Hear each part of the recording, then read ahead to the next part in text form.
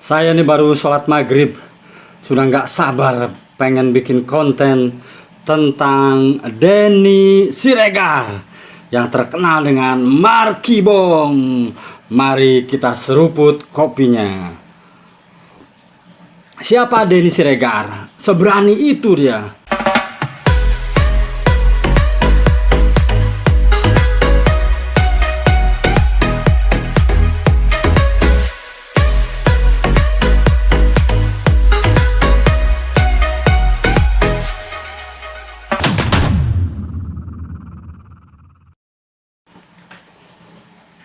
Setiap zaman pasti ada orangnya. Saya memerhatikan sekali, mengikuti sepak terjang Denny Siregar, Ade Armando, Rocky Gerung. 3 orang ini mewarnai dunia maya, dunia kita sekarang. Apa yang menarik dari Denny Siregar? Dia lugas, kritis tentu, berani. Kalau dia tidak suka, dia bilang politisi sekarang atau politikus sekarang busuk. Kalau dia tidak suka dengan perilaku mereka yang oportunis, dia langsung bilang jijik. Diksi-diksinya akan membuat orang-orang atau politisi atau politikus merah. Itu sebab di akhir tayangan videonya selalu ada tulisan jangan baper. Menarik sekali.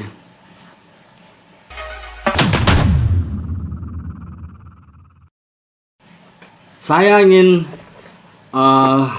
ke masa lalu. Pancasila, Bung Karno. Denny Siregar selalu mempertahankan tesis ini. Jadi filosofi Indonesia dari tayangan-tayangan Denny Siregar, dia dengan jelas menentang radikalisme, menentang intoleransi, dan dia berpikir bahwa Indonesia memang Pancasila yang harus kita pertahankan.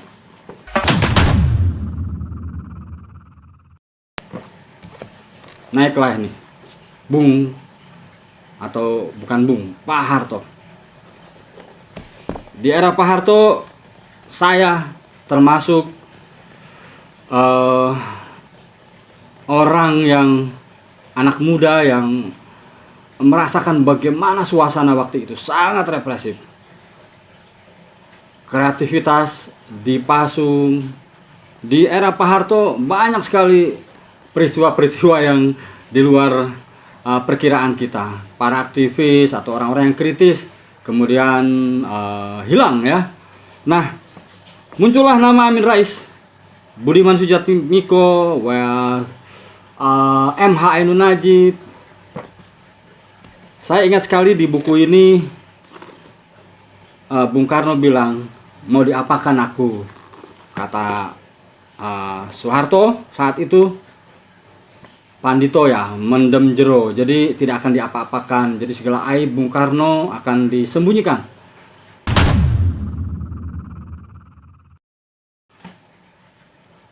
Di buku ini, Bung Karno di Wisma Yaso sempat menanyakan, mau kamu apakan aku Harto?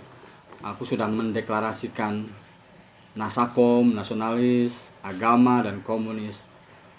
Jadi merangkul semuanya. Kata Pak Harto, oh ya, aib Bapak yang mendem jero itu ya, jadi akan disembunyikan. Kemudian ketika Pak Harto digulingkan, ya dikudeta lah ya, bukan dikudeta, mundur.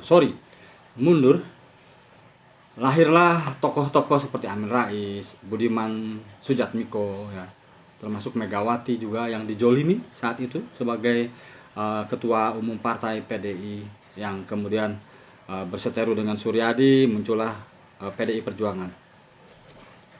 Muncul Gus Dur, dipilih oleh rakyat ya, dan Gus Dur juga kemudian dilengsarkan oleh situasi politik waktu itu. Di beberapa wawancara dan terakhir di Kick Andy, Gus Dur bilang bahwa yang melengsarkannya adalah Megawati dan Amin Rais. Dia memaafkan kedua tokoh itu tapi tidak bisa melupakan. Nah, yang paling menarik adalah muncul Presiden SBY dengan segala kelebihan dan kekurangannya. SBY. Nah, setelah SBY, Jokowi. Jokowi juga 2 periode, SBY 2 periode. Paling menarik adalah di era Jokowi ketika literasi digital begitu gencar, masif, infodemi. Dari Jakarta didistribusikan berita-berita itu. Kalau kita tidak memiliki literatur yang yang pas gitu ya, jika kita orang malas gitu, langsung share sebelum sharing, sharing sebelum saring maksud saya, sharing tanpa kita saring, maka infodemik itu mempengaruhi isi kepala kita. Sahabat-sahabat saya, keluarga saya juga banyak sekali yang termakan oleh berita-berita hoax tanpa mau tabayun, tanpa mau cross check. Nah, muncullah Denny Siregar.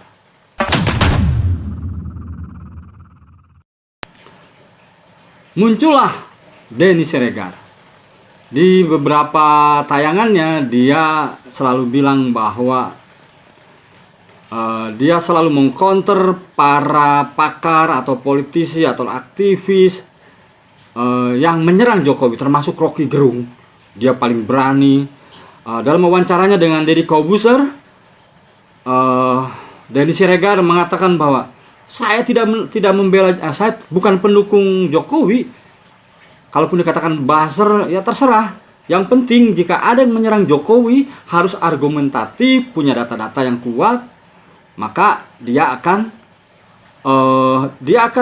bukan menyerang balik, dia akan menyodorkan fakta-fakta. Misalnya Faisal Basri, dalam statementnya Faisal Basri mengatakan bahwa kereta cepat itu sampai kiamat pun tidak akan balik modal. Nah, Denny Siregar kemudian mengcounter bahwa dia bukan ahli ekonomi, bukan pakar ekonomi, tapi dia mencoba mencari tahu, konfirmasi, mencari literaturnya, kesana kemari, bertanya, berguru, membaca buku. Lalu dia menyodorkan satu teori multiplier efek atau dampak berganda. Ini untuk hal ini saya setuju. Saya pun bukan pakar ekonomi, paham soal itu. Kalau kita membangun satu aktivitas, kegiatan besar misalnya ya, ini dikaitkan dengan megatrend bahwa orang-orang desa nanti akan berdomisili di kota. Nah, kereta cepat ini dengan stasiun-stasiun perhentian itu diibaratkan sebagai kota-kota baru, maka orang-orang desa yang diramalkan di megatrend itu akan merapat ke kota. Kemudian yang paling menarik, Denny Siregar itu sudah mendeklarasikan sekarang bahwa dia siap mengawal Ganjar Pranowo. Ini kita dengarkan statement dia. Seorang oportunis sejati hanya melihat apa yang menguntungkan buat dirinya pribadi. Dan dari 5 besar calon presiden yang selalu menempati survei teratas, saya hanya punya Ganjar Pranowo. Nah, dari 5 survei teratas, kalau nggak salah yang pertama Prabowo, terus siapa lagi ya? Anies Baswedan, terus Puan ya. Satu lagi siapa? Ridwan Kamil dan Ganjar Pranowo. Ganjar Pranowo kalau nggak salah di urutan kedua. Denny Siregar sudah deklarasi, saya hanya punya Ganjar Pranowo. Menarik. Ganjar masih di hati saya. Karena kita butuh seorang tokoh yang berseberangan dengan kelompok garis keras itu untuk ada di puncak kekuasaan. Karena kalau kita punya presiden yang nantinya kerjaannya merangkul kelompok radikal, percayalah, Indonesia akan hancur dalam waktu dekat. Dan ketika saat itu terjadi, kita tidak akan mampu mencegahnya. Nah, dan menarik ya. Jadi Denny Siregar tetap kesini mengacunya pada akhirnya ya, tentang Pancasila. Jadi dia menentang keras intoleransi, dan menurut dia Ganjar Pranowo punya komitmen atau konsisten di jalur itu. Nah, saya Golagong, warga biasa seperti Anda, dan saya mencoba mengkritisi informasi-informasi yang didistribusikan dari Jakarta, termasuk informasi-informasi yang disiarkan dari Cokro TV, di mana ada Denny Siregar, ada Kun Tadi, ada Ade Armando.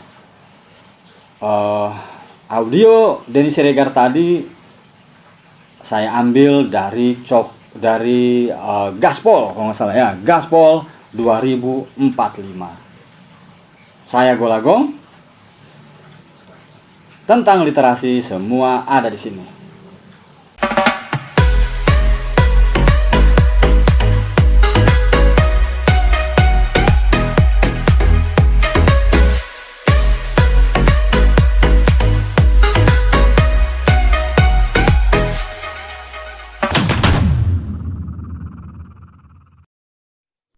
Golagong TV, tentang literasi semua ada di sini.